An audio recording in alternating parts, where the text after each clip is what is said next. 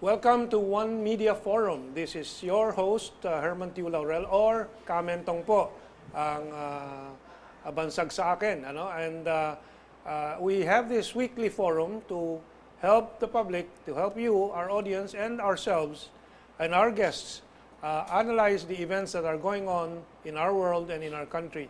Alam po ninyo, we're now in an information age, and information is as vital as the air and the food we need for sustenance.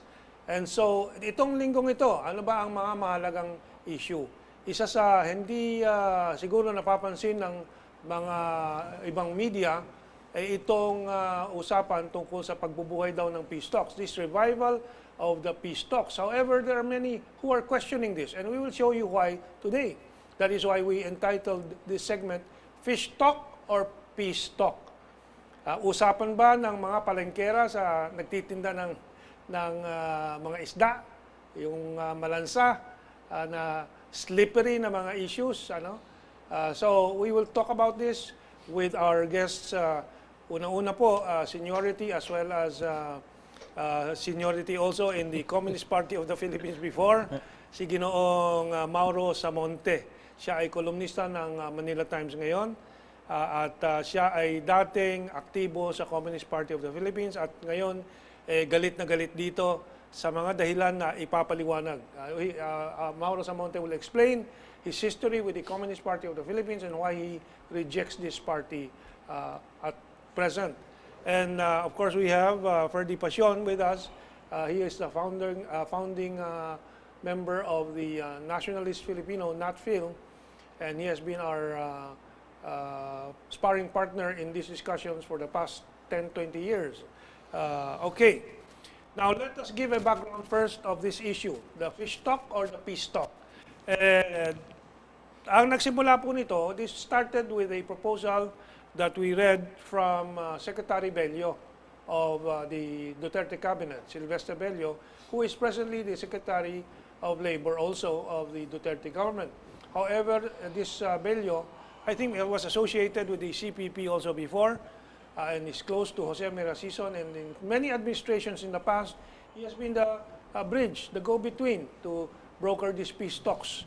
But there are some who question his motive for doing this because there are several cases of corruption, immorality that are being raised at this time, and maybe they say this move of Secretary Bello to reignite, rekindle the fish talk or peace talk is just a diversionary move on his part to help the public forget the issues that are being raised against him. However, President Duterte himself has in the past, in 2017 and several other occasions, but we show this to you as evidence that it has been expressed by President Duterte himself that the peace talks are useless. They are useless expenses for the government. This was on September 30, 2017. So why is he reviving the peace talks now? Is it his initiative, or is it Secretary Bello's initiative, or is it Joma Sison, the chairman of the honorary chairman now of the CPP? Is it his initiative? Now, Joma Sison, nagpapakipot pa, as the report from this ABS-CBN News shows. Sabi niya, peace talks in Philippines? Not yet, says Jose Maria Sison. Why should the government then be insisting?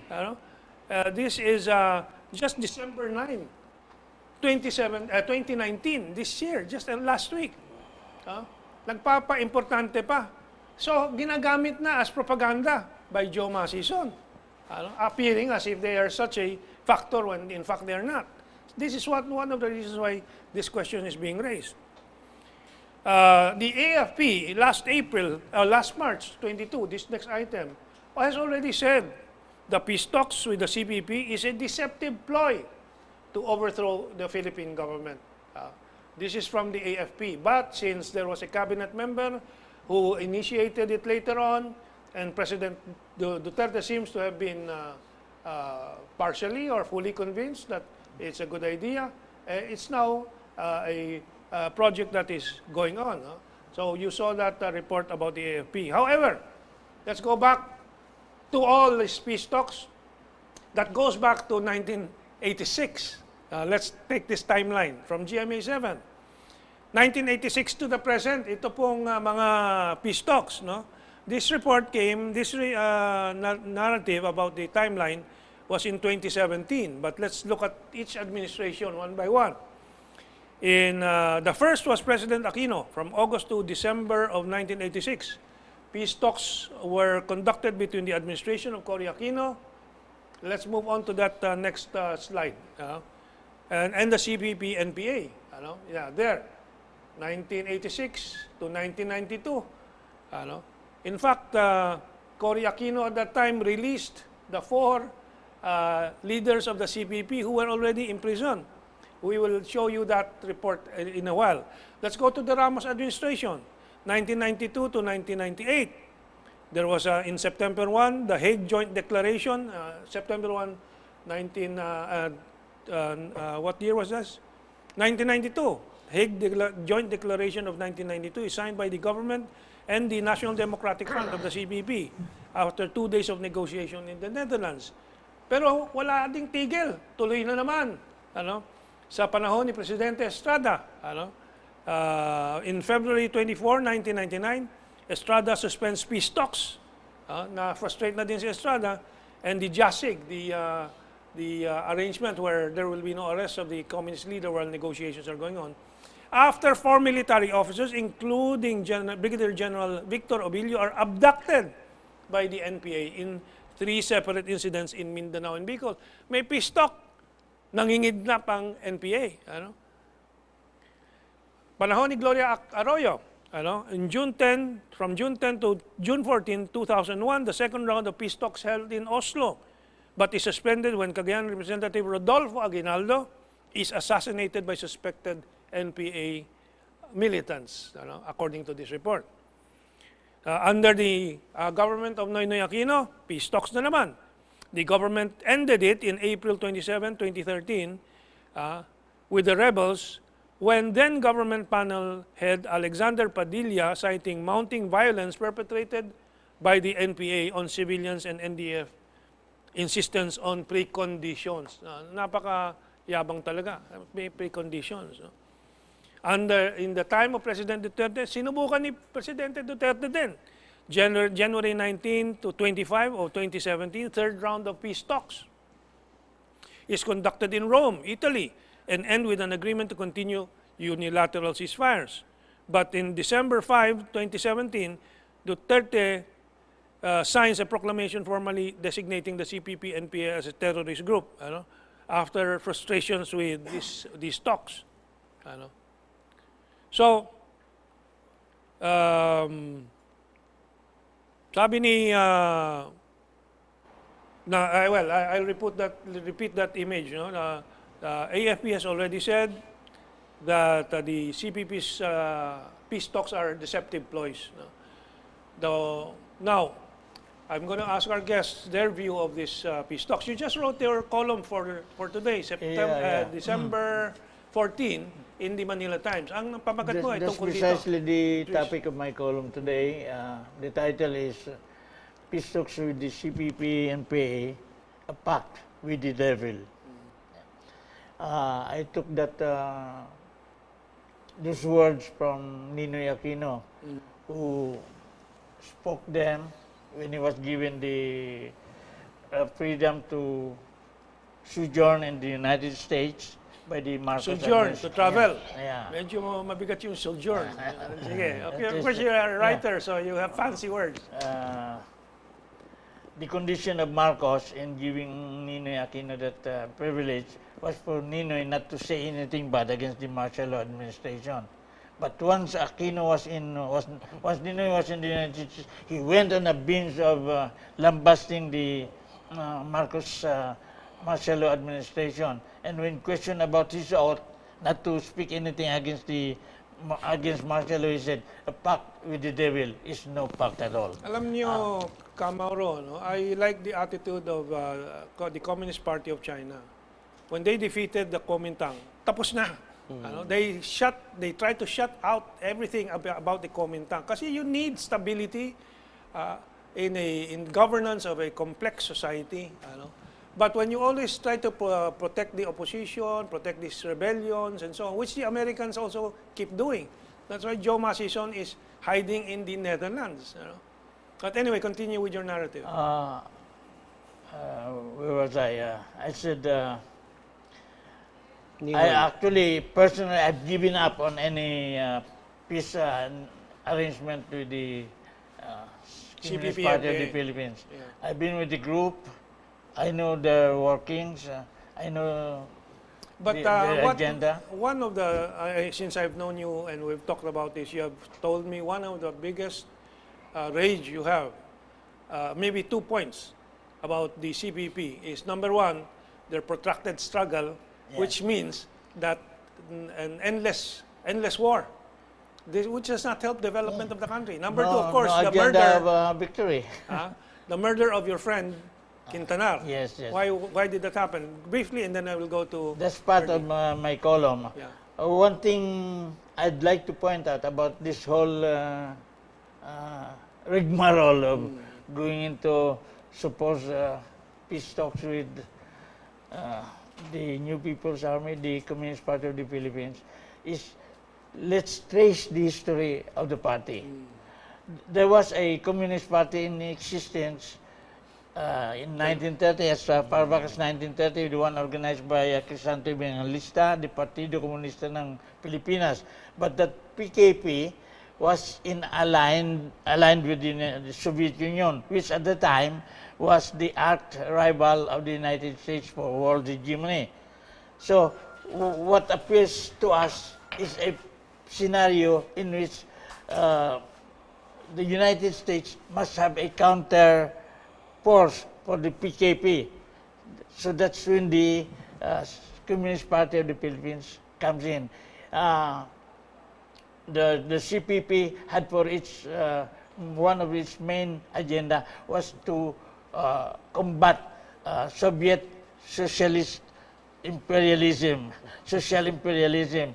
I think these are ideas that are incongruent with each other, but that's the way Jose Maria Sison framed it. Precisely only for the purpose of slamming the Soviet Union. So what does the CPP serve? It serves the interest of United States, yeah. the United States. Yeah. So that's the origin of the Communist Party of the Philippines. It was born out of a need for the United States to have a counter force against the Soviet Union in the Philippines. Now, how was the Communist Party of the Philippines organized? It was through the initiative of Ninoy Aquino. He commissioned then Governor Apiñap to summon Jose Maria Sison, who was then a professor in the University of the Philippines, and meet up with Commander Dante, And who was Ninoy has the reputation of having said that I do not work for the CIA. I work with the CIA. That's a direct quote from Ninoy Aquino. it's a good thing you point that out. Yeah. So that is another factor which makes me cocksure about the CPP being an instrumentality of the United States. Okay. So the formation of the party and the eventual formation of the New People's Army was there, took place in order to advance the interests of the United States. Now, Ferdie will bring this out, that although the initial members of the New People's Army were some 35 ragtag elements of the Hukbalahap, remnants of the Hukbalahap, they were armed with exclusive high-tech rifles exclusive to the forces of the United States stationed in Clark Field. So we'll skip the other questions. If we have time, we'll go back to it. So, Ferdie, ano naalala mo? Una-una, bakit ni-release ni Cory sila Joma, Sison, and so on? Ano bang usapan nila, if you can recall? Well, of course, the CPP, NPA, NDF would always claim that they did not join the snap elections in 1986. They boycotted. However, they are part of the destabilization against President Marcos. And as we know, President Marcos was closely allied with the PKP-HMB, with the Lava Brothers and Luis Taruk.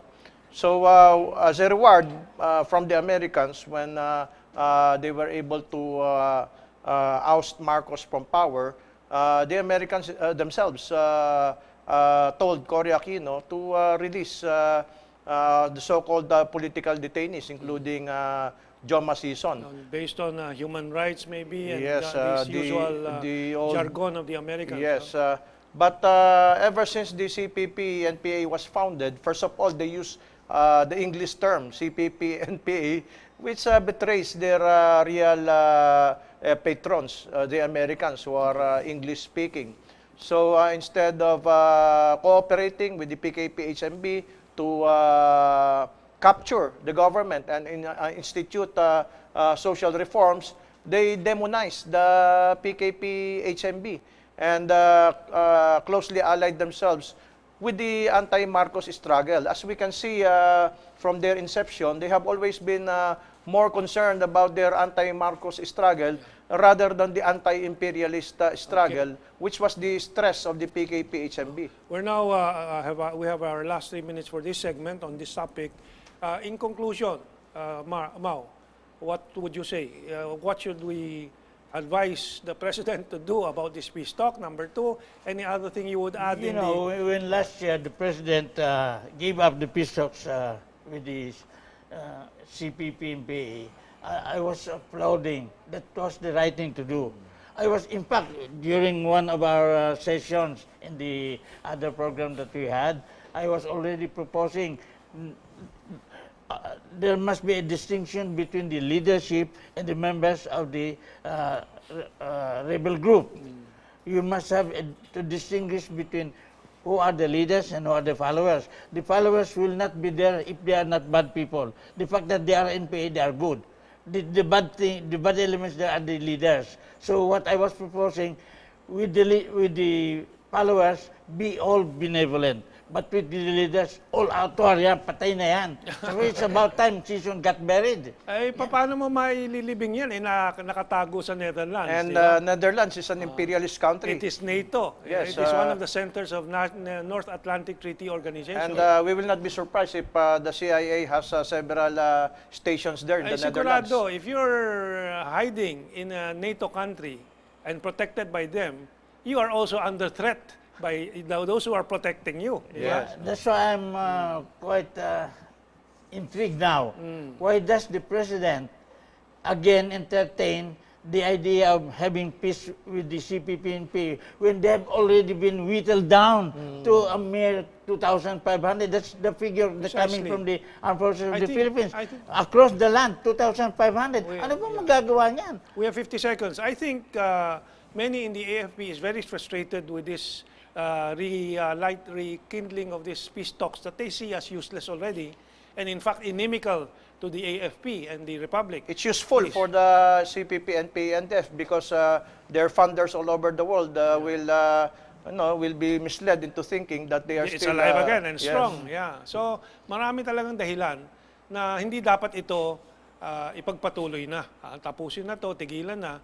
And sana ma-advise si President Duterte. We'll give you the last word, Mauro, since you're so impassioned. I was informed that the entire military organization of the government are happy that they're winning in their localized peace talks approach. No. And then all of a sudden here comes this another idea of conducting another talks, fish talk. That's right. It's all fish Fish talk. talk with the rebel group. My advice to the President, please forget all this Fish talk. nonsense of talking things, talking peace with the megalomaniac Jose Maria Sison. He's there for his own personal glory, not for the betterment of the Filipino people. So that's the end of the fishmongering of Joma Sison. So tuloy tayo sa second part natin tungkol sa water privatization, the big swindle that we're now discovering. Okay, let's take this break.